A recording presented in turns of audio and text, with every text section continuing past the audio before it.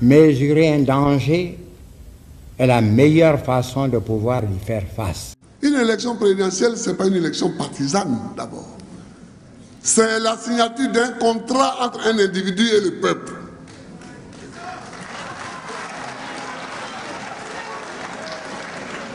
Le peuple estime que tel a les qualités pour être président, pour me gouverner, donc je le choisis, quel que soit son parti. Parce que le président de la République, c'est la charpente. C'est la charpente autour de laquelle tout est organisé au niveau de l'État. Chers jeunes, je suis également venu vous apporter un message. Un message, certes, du Premier ministre, mais un message de votre grand frère. Vous savez que je suis votre grand frère. Les jeunes, notre rôle, c'est de vous aider à avoir du travail. Le président Ouattara m'a nommé pour que moi je m'occupe de la jeunesse. Il m'a nommé pour faire confiance à la jeunesse. Donc, mon travail, c'est de vous aider. Je vais vous demander de ne pas vous battre entre vous. Ne vous détruisez pas. La politique est une chose. Elle a son champ de bataille. C'est les campagnes électorales et les urnes. La vérité des urnes. Chers jeunes, sachez-le. Quand nous, les acteurs politiques, quand les hommes politiques, on fait nos arrangements, on fait nos accords politiques, on ne vous appelle pas.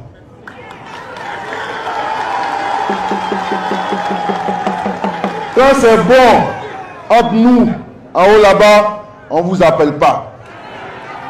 Mais quand on a quelques accords, c'est là qu'on vous appelle pour que vous puissiez porter par des batailles de rue ces accords. Vous devez dire non à la violence.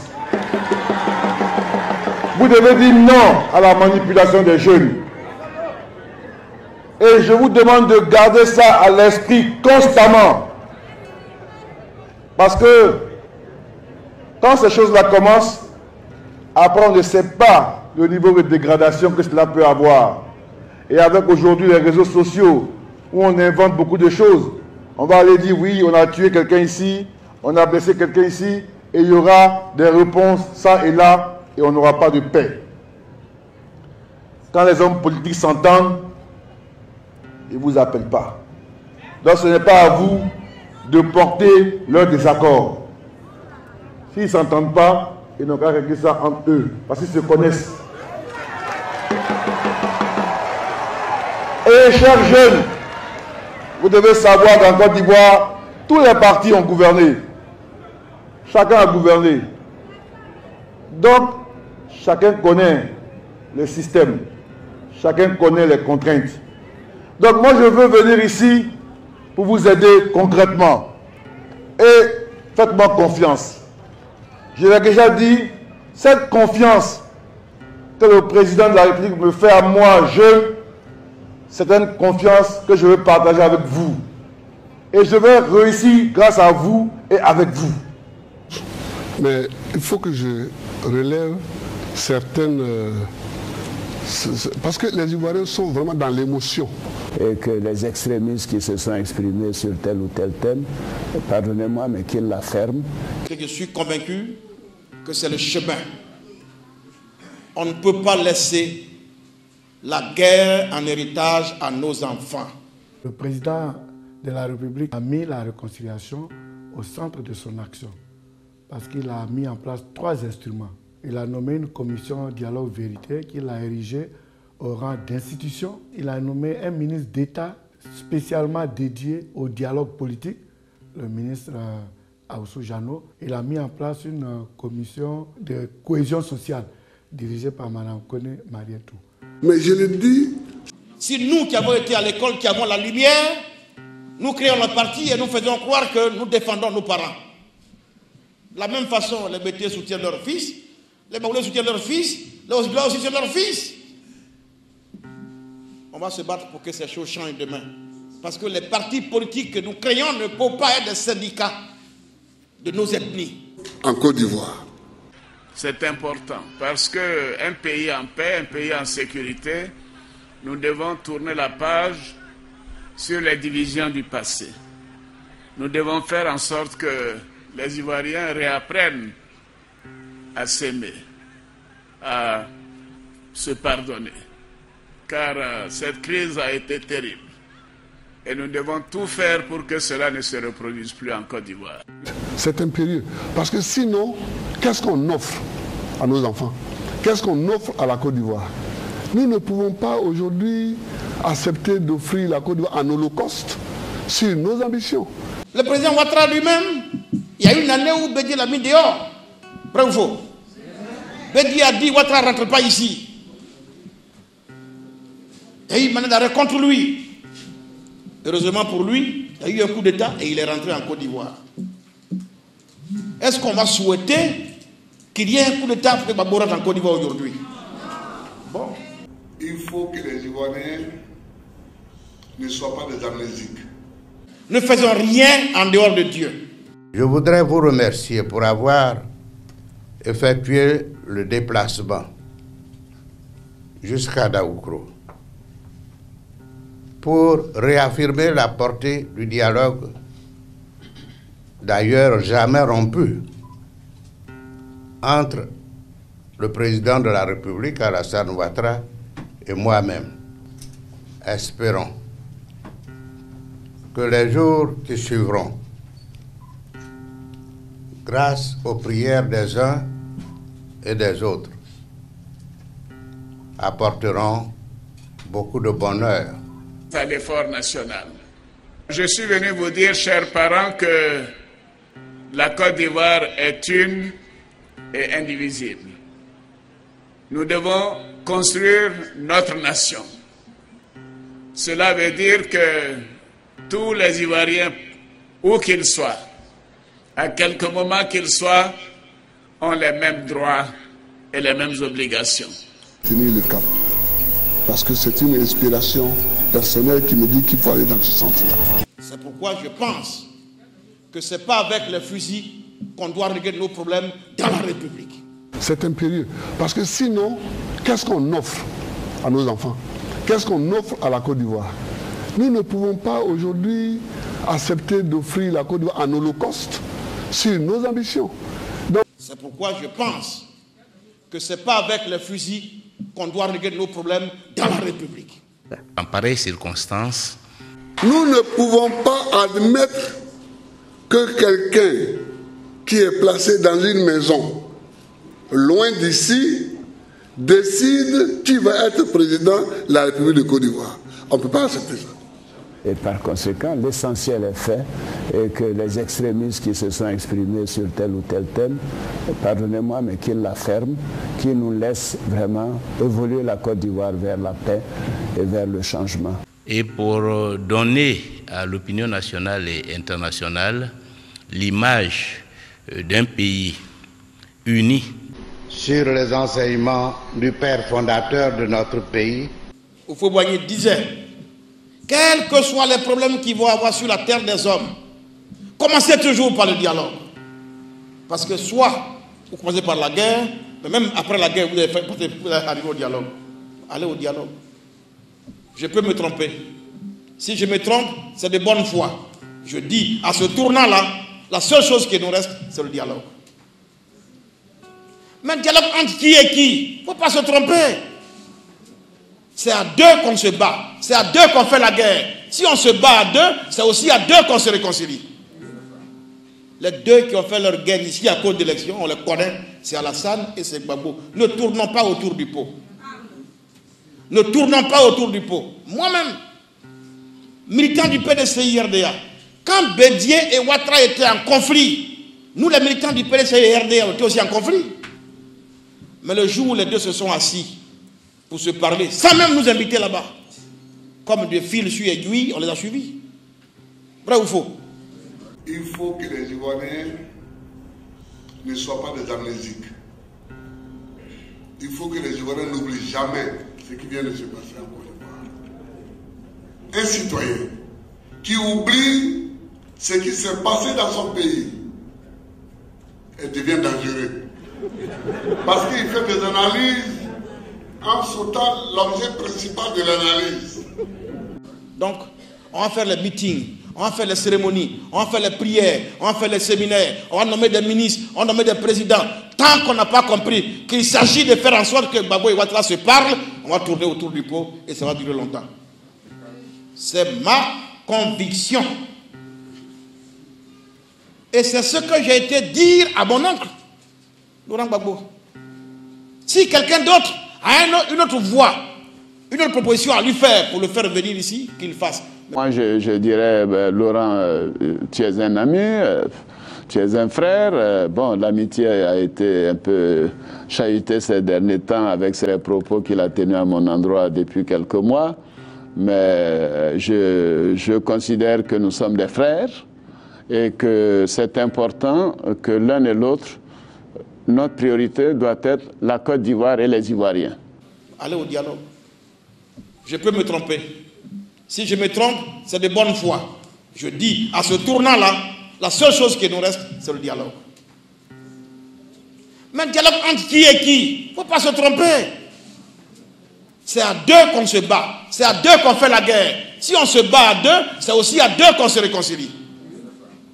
Les deux qui ont fait leur guerre ici à cause d'élections, on les connaît, c'est Alassane et c'est Gbagbo. Ne tournons pas autour du pot. Bon, Monsieur le Président, c'est pour savoir un peu, est-ce que votre ami, votre cher ami que vous appelez affectueusement Laurent Gbagbo, depuis qu'il est là, en Belgique, est-ce que vous avez une fois appelé pour savoir comment il se porte? Merci, Monsieur le Président.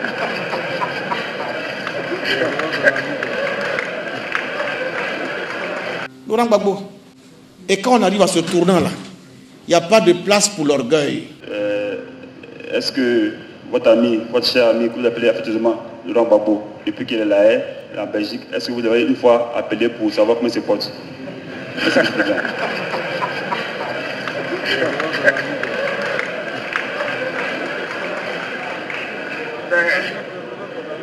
Mais vous êtes drôle, vous. On voit que vous êtes vraiment dans le temps. Hein? Quand on arrive à ce tournant-là, il n'y a pas de place pour l'orgueil. Il n'y a pas de place pour l'orgueil. Laurent Gbagbo, depuis qu'il est là, en Belgique, est-ce que vous avez une fois appelé pour savoir comment il se porte? Merci, Monsieur le Président.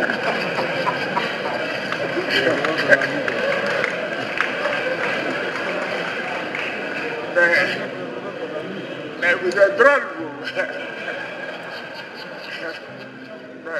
On voit que vous êtes vraiment dans le temps. Hein? Je n'ai pas de problème avec Alassane Ouattara. Et quand on arrive à ce tournant-là, il n'y a pas de place pour l'orgueil. Il n'y a pas de place pour l'orgueil. Quand on a le peuple qui nous suit, on ne se laisse pas dominer par son orgueil. Parce que l'orgueil, c'est ce qui perd les leaders et avec eux tous les peuples. Je suis soucieux de l'équilibre social, de la paix dans le pays, de toutes les actions qui peuvent favoriser que les Ivoiriens vivent en paix.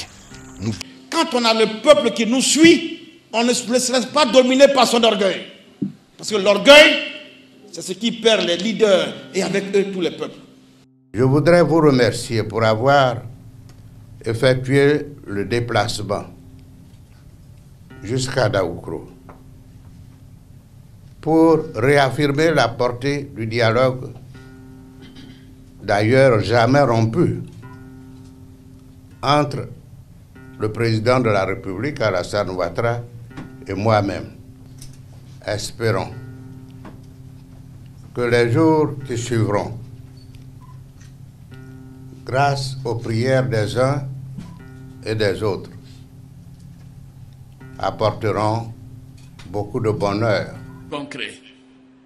Donc je suis venu vous dire que j'ai de grandes ambitions. Donc je suis à l'aise. L'État et les partis de l'opposition. Nous voulons continuer à tendre la main. C'est vrai, il y a des situations qui sont difficiles. L'État a ses exigences, la justice a ses exigences, mais tout ce qu'on peut faire pour consolider la réconciliation, on doit le faire. La réconciliation ne doit pas se faire dans la vengeance, mais elle ne peut pas se faire dans l'impunité. Nous ne pouvons pas admettre que quelqu'un qui est placé dans une maison loin d'ici décide qui va être président de la République de Côte d'Ivoire. On ne peut pas accepter ça. Et par conséquent, l'essentiel est fait et que les extrémistes qui se sont exprimés sur tel ou tel thème, pardonnez-moi, mais qu'ils la ferment, qu'ils nous laissent vraiment évoluer la Côte d'Ivoire vers la paix et vers le changement.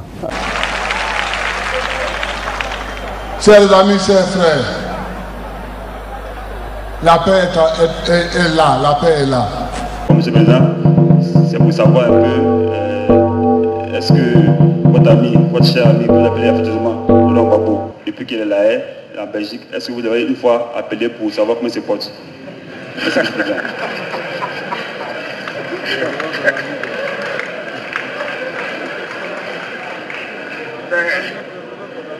Mais vous êtes drôle, vous. Les Ivoiriens, oui, on va le faire. Je dis, Président Gbagbo, il n'y a pas de place pour l'orgueil. Il n'y a pas de place pour l'orgueil. Quand on a le peuple qui nous suit, on ne se laisse pas dominer par son orgueil. Parce que l'orgueil, c'est ce qui perd les leaders et avec eux tous les peuples. Si chacun de nous faisait l'effort d'avoir un comportement de paix, il est certain que tous ces hommes, toutes ces femmes et tous ces enfants qui ont été fauchés prématurément pendant cette période folle que nous avons vécue seraient encore avec nous. Quand on a le peuple qui nous suit, on ne se laisse pas dominer par son orgueil. Parce que l'orgueil, c'est ce qui perd les leaders et avec eux tous les peuples. Est-ce que votre ami, votre cher ami, que vous appelez affectueusement Laurent Gbagbo, depuis qu'il est là, en Belgique, est-ce que vous avez une fois appelé pour savoir comment il se porte? Merci, Monsieur le Président.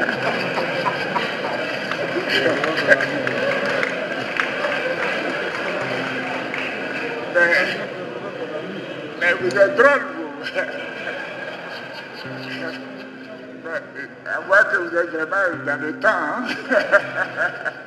Non, mais écoutez, je suis le chef de l'État, en toute humilité. Je suis l'aîné de Laurent Gbagbo. On va le faire. Je n'ai pas de problème avec Alassane Ouattara. Il n'y a pas de place pour l'orgueil. Dieu ne conseille jamais la vengeance. Dieu ne conseille jamais la vengeance. Et j'ai dit au président Gbagbo, à ce moment précis, il faut que tu regardes ton Dieu, que tu lui parles, que tu lui démontres que tu as un cœur plein d'amour et un cœur de pardon. C'est à ce moment-là que Dieu va te relever. Mais si dans le secret, tu nourris le désir de te venger, Dieu ne va jamais t'aider à te venger d'un peuple. À l'heure actuelle, plus rien ne justifie, je dirais, son maintien en dehors de la Côte d'Ivoire. La CPI a conclu à l'acquittement et il nous appartient, en tant qu'Ivoiriens, de nous entendre, de voir comment nous capitalisons cette décision d'acquittement. Maintenant, on va le faire. Monsieur le Président, c'est pour savoir un peu, est-ce que votre ami, votre cher ami, que vous appelez affectueusement Laurent Gbagbo, depuis qu'il est là, en Belgique, est-ce que vous avez une fois appelé pour savoir comment il se porte? Merci, Monsieur le Président.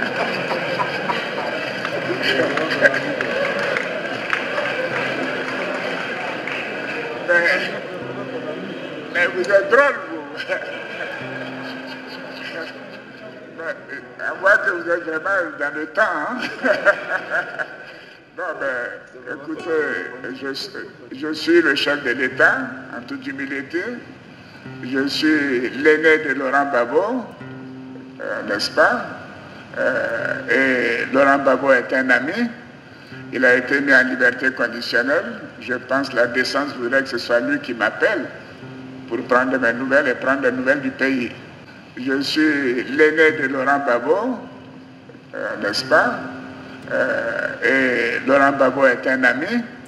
Il a été mis en liberté conditionnelle. Je pense que la décence voudrait que ce soit lui qui m'appelle pour prendre mes nouvelles et prendre les nouvelles du pays.